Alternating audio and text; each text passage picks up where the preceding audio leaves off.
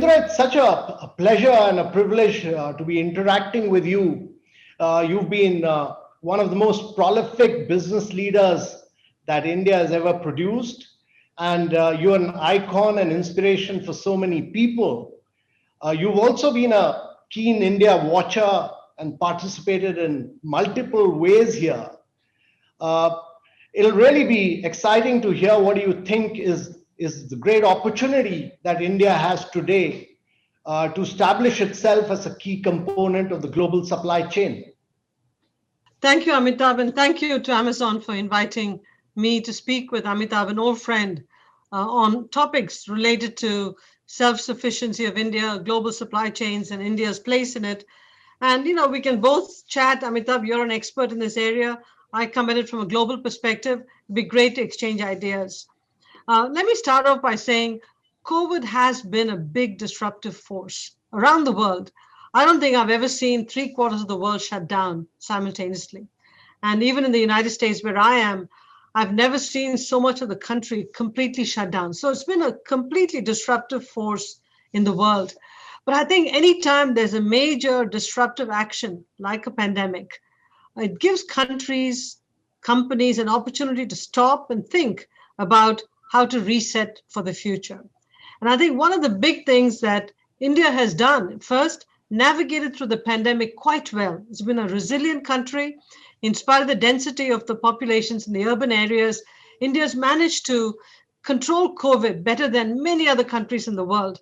But now, coming out of COVID, India has to really rethink what its place is going to be in the global supply chain in terms of what kind of manufacturing is it going to control, what kind of critical supplies is it going to manufacture for itself in the country. Because there's one thing that COVID showed us around the world is that if you don't control your destiny on critical items, you could in fact be left holding at the negative end of the whole supply chain. PPE not available, vaccines not available, critical drugs not available. And so countries are now beginning to say, we have to rethink what we control in terms of critical components in the global supply chain. Where India becomes, a very important country for itself and the global supply chain is that India is a country with, almost 1.2, 1.3 billion people.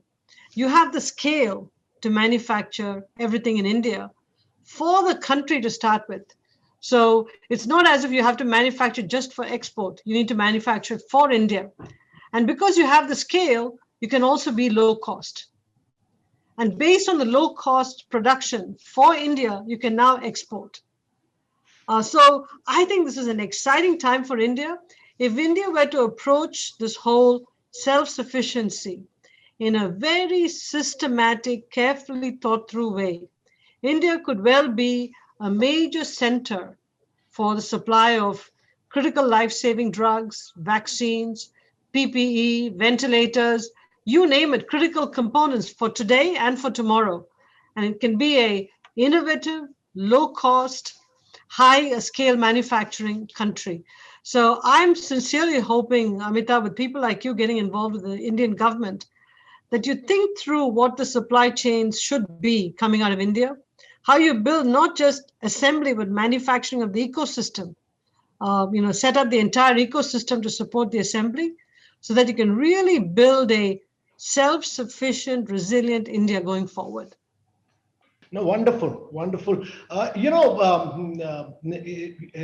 one of the key aspects of what we've done during the COVID is that we were major importers of ventilator, PPE. We've seen a huge amount of technological innovation. Now we are major exporters of ventilator and PPE.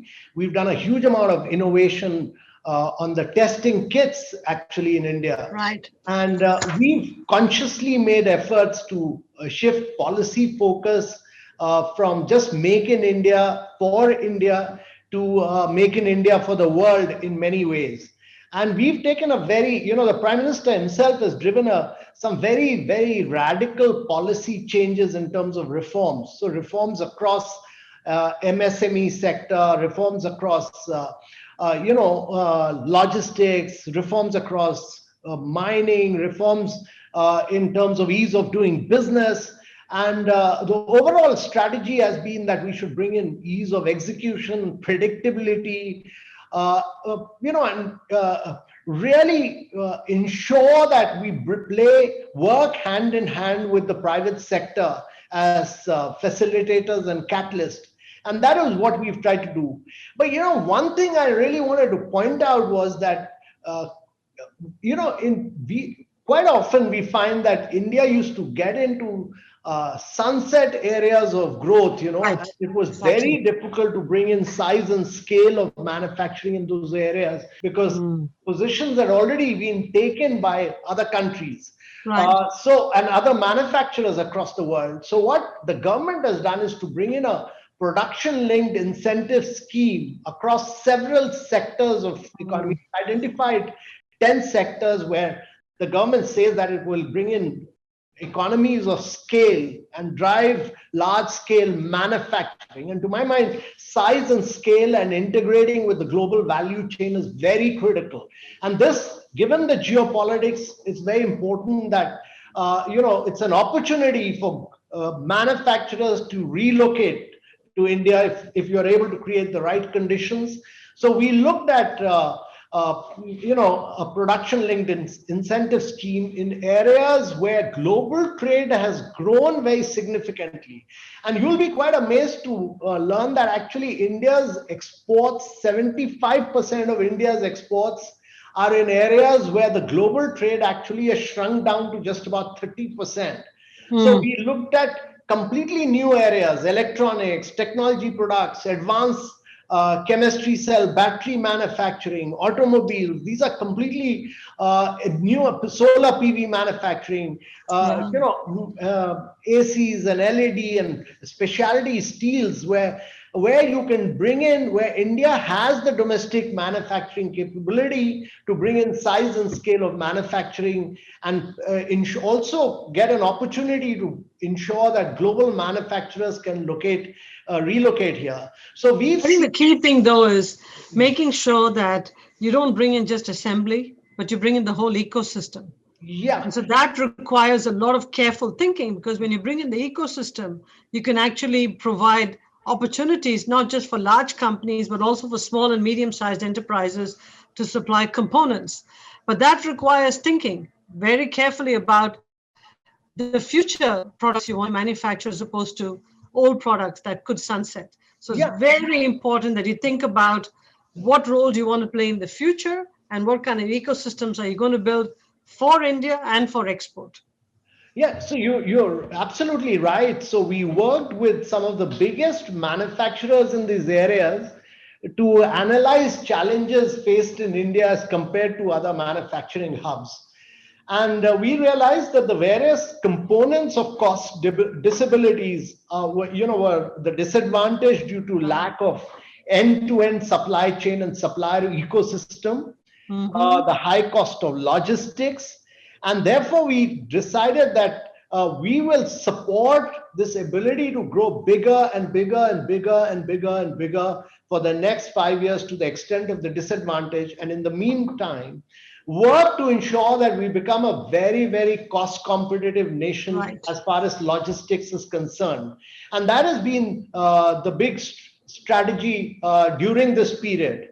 And our thinking was that you need to become very, very globally competitive to ensure that global manufacturers relocate here, but also carry out major reforms. So the government has carried out very huge reforms in labor laws. It's codified 29 central labor laws into just 4 codes. It's brought in huge reforms across a range of areas of ease of doing business. So that India becomes a very, very competitive nation.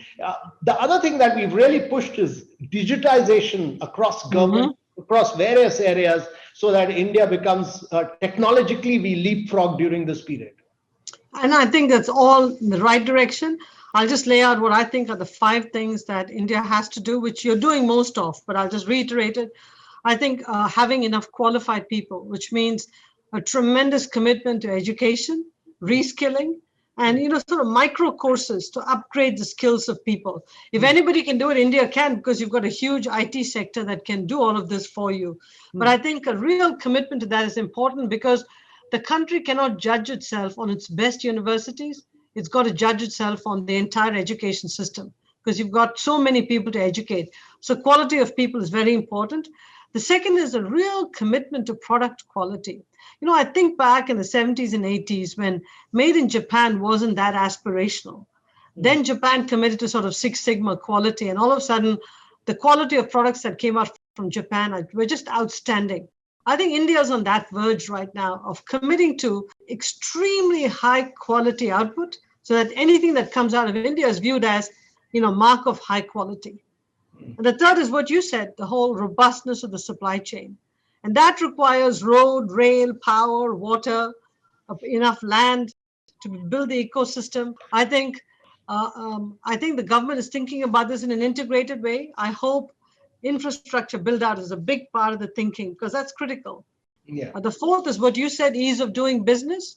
I think India has moved up substantially in the rankings of ease of doing business, but India still gets a bad rap now and then that it's bureaucratic. You can't change everything overnight, but I think as you digitize government, as you digitize all of the processes, the sooner we can move to, ease of doing business would be better. And finally, it's integrity in everything we do, making sure, as the government has been doing, remove corruption, making sure intellectual property is protected, and most importantly, there's consistency of policy. Indra, I think you've said all the critical things that India has been working towards. Yes. And some of these things the Prime Minister has driven personally. He used this opportunity. We had the 1991 reforms, but after that, major structural reforms have not been carried out. And I think India is one of the few countries which has used COVID to push major structural reforms during this period. But the other thing the India really did was to push, the India Stack, the Aadhaar identification system, Right. Which has been the largest effort of its kind in the world. And this, today, 1.3 billion Indians have their biometric. Many years back when I was working in Kerala in the fisheries sector, it used to take us 8 to 9. I was working with traditional fishermen. It used to take us, we were able to give them new technology, outboard motors, fishing crafts, new fishing nets. But opening their bank accounts was a nightmare. Know your customer used to take 8 to 9 months. Today in India, you can open a bank account in less than a minute using your biometric.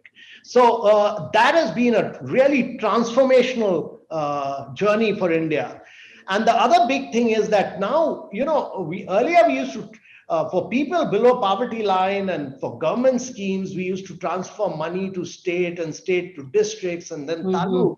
Today, we do everything on direct benefit transfer through the JAM Trinity, and that has enabled, a completely new mechanism for the delivery of public goods. And this has led to, government schemes having virtually no leakages, because everything goes straight into the bank account of the individual. All the duplicates and fake accounts all have been deleted.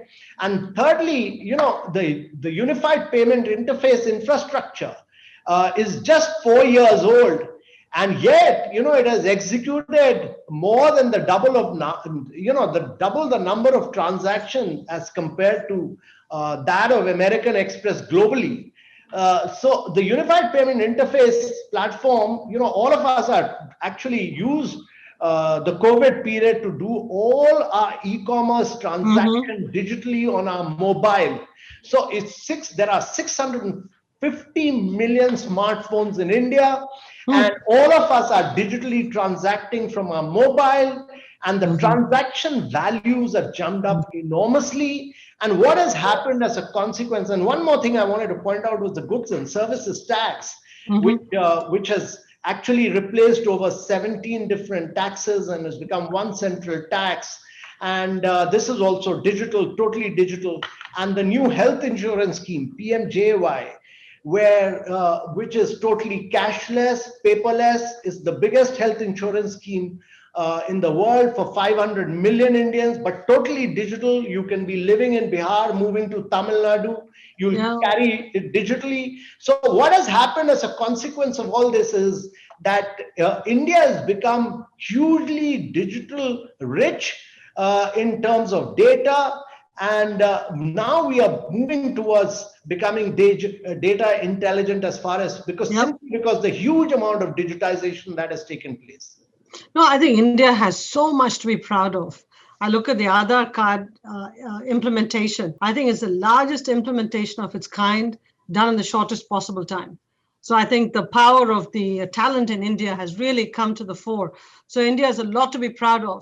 This next phase is moving away from software to real manufacturing, buildings on the ground, trucks on the road. This is exploiting and utilizing physical infrastructure in India to the max. And so India has to think about how to expand that pipeline, because you're really going to push more through the pipeline and do it not just for building out manufacturing, but for making movement across the country easy for all its people. I think India in 5 or 10 years is going to be a major force. Everybody recognizes that. The question is, how do you do it deliberately with the eye to the future, as opposed to dwelling on the past? Because India can't remove itself from a global supply chain. Yeah. India will always be a major player in the global stage. So, Indra, I thought that the key challenge there was how does India use technology to leapfrog? Yeah. And secondly, how does it benefit from experiences around the world? When America was urbanizing, it actually built cities for cars and not for people. It created sprawling cities, but India has this opportunity to make cities, and we are going to see a huge amount of urbanization. In the next 5 decades, you'll see about 500 million Indians getting into cities. So the challenge is, how do you make more sustainable, more compact, more dense cities on the back of public transportation? And how do we recycle our water? How do we recycle our waste? And how do we, in many of these areas, how do we learn the lessons from the best examples of the world, including from your part of the world and from the eastern part of the world, to really technologically leapfrog? And that is really, to my mind, will be a very big challenge, because urbanization and manufacturing, and I think both converging together, urbanization and manufacturing, will play a very critical role. So how do we build world-class infrastructure? And I think we've reached a stage of our growth where whatever we do, we must do it to really global standards and do them to real technical excellence. And that is what our objective should be. I think, Amitabh, one thing that India does well and will have to do even more going forward is taking the best developed market ideas, the best technologies, and then tailoring it for the Indian environment. Because some of those solutions may be high cost, is how do you then tailor it for the Indian environment? And India has done that consistently over time. I think over the next 5 to 10 years, as you build bigger base of manufacturing, as you build more for self-reliance in India, you're going to need more of those skills to translate global ideas to the Indian context. And so organizations like yours are going to become very important, because you're going to have to scout the whole world for ideas to show India's open for business. Yeah. And then it's like a virtuous circle, because if people come to India and create a lower cost way of doing something, they can take it back globally. So I think we have to put a little board up which says India's open for business, India's open for investment, and use India as sort of a innovation engine, if you want to call it, for to send ideas back to the rest of the world. That's what makes it such an attractive story for me. Yeah. The other thing, Indra, I think one other thing that I wanted to say was that actually this government has demonstrated its political and administrative will to say that, private sector is really going to drive India's economy. And the Prime Minister actually, this particular budget, they have very openly said that government is going to get out of businesses. It's going to privatize public sector. It's going to bring in private sector into banking, into insurance. So this message of private sector driving growth has been sent out very clearly, and we from Niti Aayog have recommended a vast number of public sector organizations for privatization. That's one issue. And the other is that we've seen a huge buoyancy of young entrepreneurship. We've been able to build up a very, very vibrant and dynamic startup ecosystem. And they've been disrupting in a vast range of areas on payments, on insurance, on e-commerce. Some remarkable work has been done by the startups. So we've seen, the latest study reveals that we've had over 100 unicorns and with market capitalization of 240 billions. So what is happening is that these startups are all innovating for challenges of India. Many of them are innovating on transportation, on water supply, on agriculture. Some have innovated on nutrition, many of these new areas which will make a huge impact to the population of India. And my view is that as they find solutions to the challenges of India, they'll actually be finding solutions for the next 4 to 5 billion people of the world who will be moving from poverty to middle class in the next decade and a half. Yeah, I mean, I read about all of the innovations from the entrepreneurs. It's spectacular. My only one request, both for the large companies that are scaling up and for the entrepreneurs coming in and the privatization, all three of them, just have to make sure there's the appropriate governance of companies, governance of their operations, so that there's no malfeasance in any operation, which happens inevitably. And then for small companies, make sure their claims are accurate, their quality standards are high, and whatever they say they make, is on the label, not a mismatch between what's on the label and what's in the product. So I think with having a vibrant ecosystem, Amitabh, having the appropriate regulatory and oversight bodies becomes equally important, because I think at the end of the day, India should be viewed as a reliable, high quality, low cost, outstanding supplier for itself and for the world.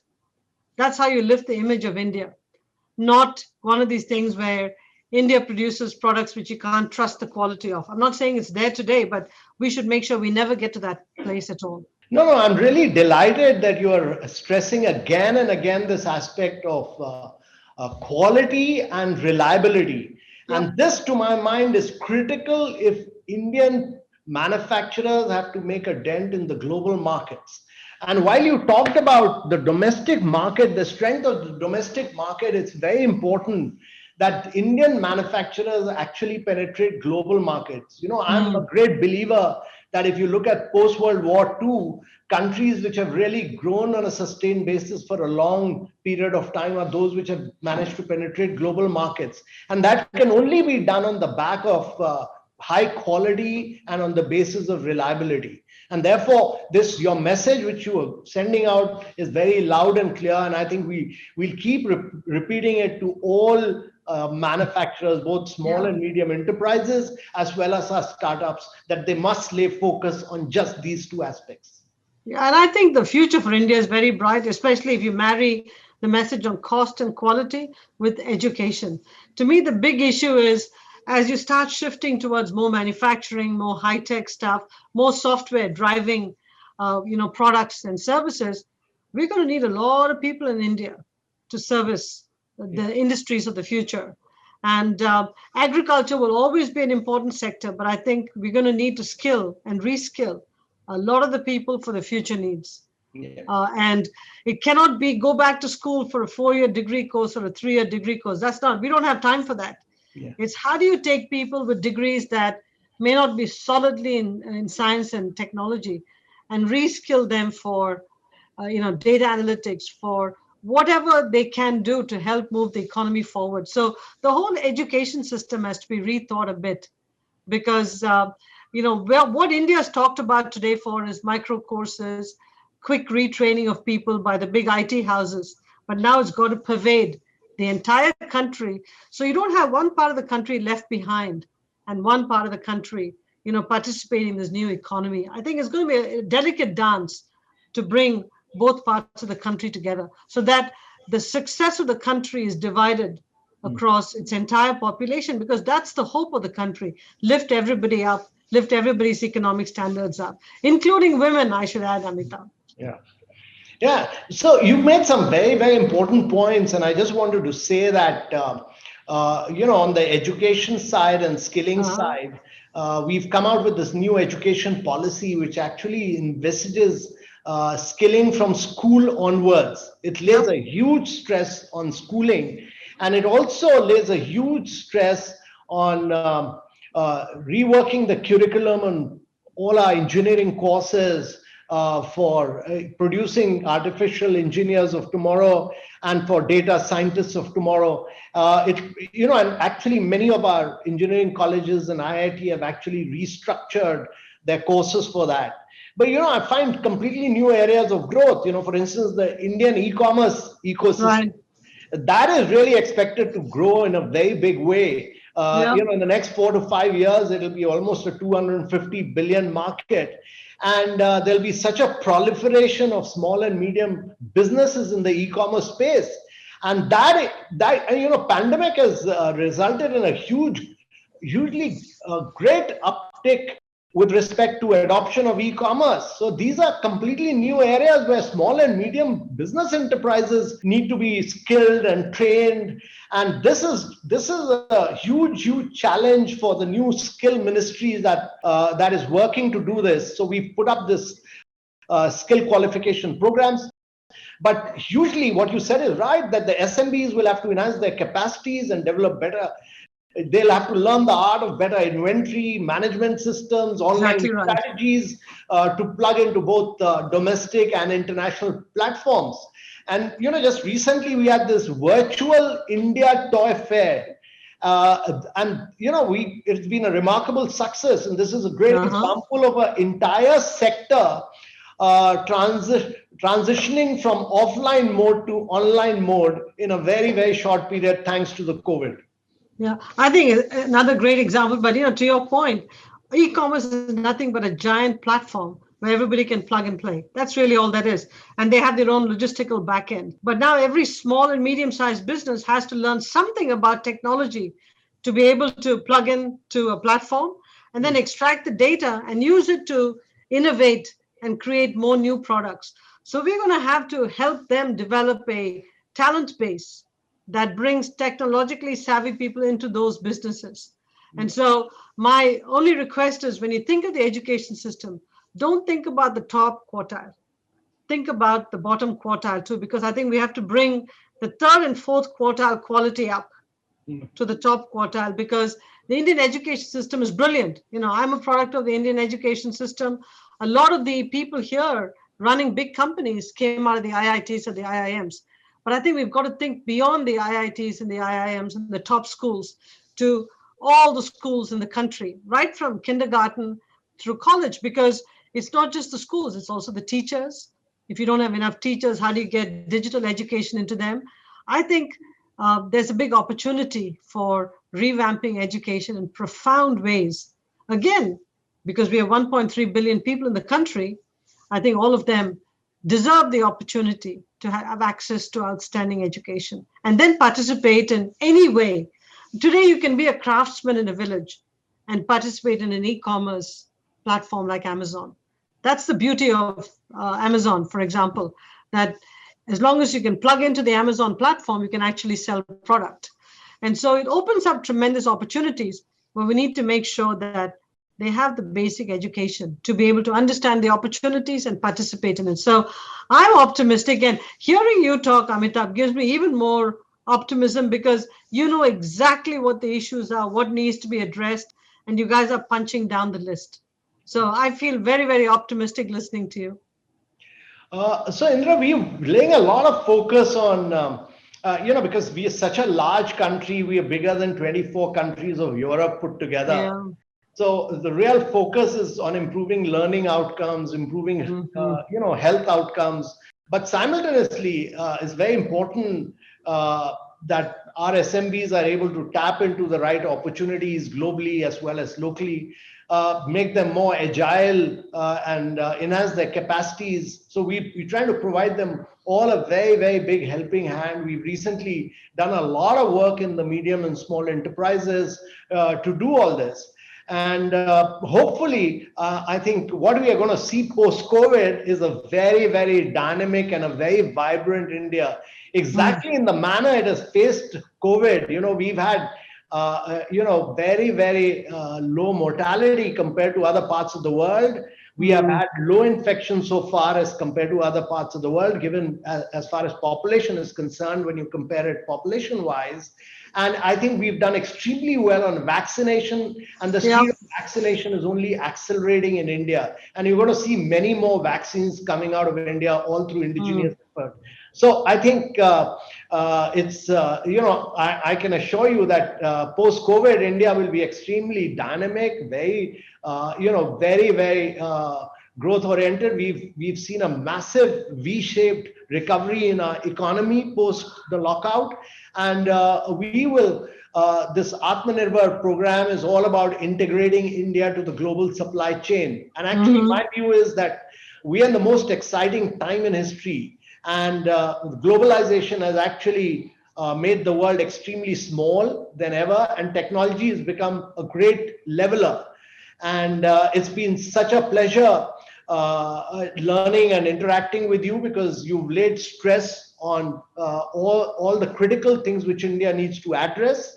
And I think we just need to follow some of your guidance so that we push India to a rapid rate of growth, because the challenge for India is to have sustained growth over the next decade and a half. Because only that can lift a vast segment of India's population above poverty line. And that's what the Prime Minister has done with a whole series of economic reforms in India. I think you're 100% correct, Amitabh. I think the future for India is very, very exciting. Again, I think the SMBs who are going to participate in now more global supply chain need to be trained massively to talk about what does it take to produce a product for the global market. So it's not just turning something out in a short cycle time for the Indian market. It's meeting global cost standards, global quality standards. So there's going to be a lot of training, education given to them as to what the world is expecting. That's going to be critically important. And the second is keep focusing on ease of doing business in India. I think India is getting better. I think you can't take your eye off that ball, because the whole world is now looking to see how they can go to a country where there's not just enough talent and capabilities, but also less red tape, especially at a time when the world is becoming smaller, but countries are also retreating into their national borders. So it's very important that India shows it's open for business, it's welcoming of FDI, it wants to participate in the global supply chain, and it's going to do everything possible to make sure that there's a regulatory burden is limited, and the country itself is going to be consistent in its policies. And I think if it does that, the future for India is absolutely dazzlingly brilliant.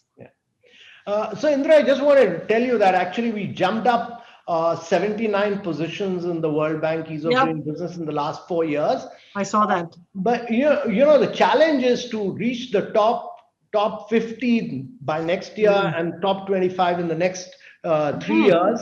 But rightly, as you said, a lot of action is in the States. We are a very large country, and we need to make the States very easy and simple as we go along. But let me tell you that it's been a real pleasure interacting with you. I'm truly delighted. It's you've said a lot of things which are extremely useful to us and useful to our businesses. And I'm sure many of them will greatly learn from your insights.